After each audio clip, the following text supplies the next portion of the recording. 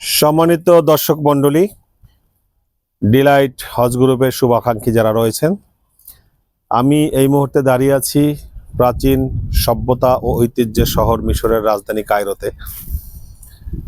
মিশর অত্যন্ত ইতিহাস সমৃদ্ধ একটি জায়গা। আমরা এখন এই মুহূর্তে যেখানে দাঁড়িয়ে আছি, এটা সুলতান সালাউদ্দিন আইয়ুবীর কেল্লা। এই সুলতান সালাউদ্দিন আইয়ুবী যখন মিশর জয় করেন, এই কেল্লা থেকেই তিনি তার সমগ্র অভিযান পরিচালনা করেছিলেন। আমরা মিশরের আরো যে ইতিহাস সমৃদ্ধ জায়গাগুলো রয়েছে, সেই জায়গাগুলোতে আমরা যাব ইনশাআল্লাহ। আগামী হজের পরে আমরা ওমরা প্লাস মিশর একটা ট্যুর প্ল্যান করছি।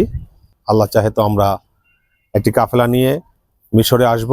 আপনাদেরকে মিশরের ঐতিহাসিক এবং ইতিহাস সমৃদ্ধ সমস্ত জায়গাগুলো আমরা দেখানোর চেষ্টা করব ইনশাআল্লাহ।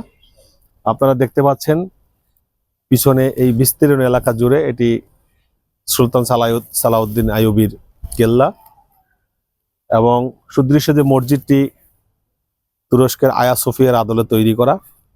এখানে প্রচুর পর্যটক এসে থাকেন, আপনারা দেখতে পাচ্ছেন হয়তো চতুর্দিকেই পর্যটকের ভিড়। তা আমরাও বিশ্ব ঘুরে দেখার মানুষে আমাদের যে ট্যুর প্ল্যান, সেই প্ল্যানের মধ্যে আমরা মিশরকে অন্তর্ভুক্ত করতে পারি। মিশর সফর খুব ব্যয়বহুল না। যদি আমরা ওমরার সাথে একত্রিত করে মিশর সফরের প্ল্যান করি, খুব স্বল্প খরচেই আমরা মিশরে আসতে পারবো। এখানে দেখার, জানার, উপভোগ করার অনেক অনেক জায়গা আছে। আমরা গতকাল নীল নদে গিয়েছিলাম। এখান থেকে দূরে আপনারা দেখতে পাচ্ছেন, স্পষ্টই দেখা যাচ্ছে পিরামিড।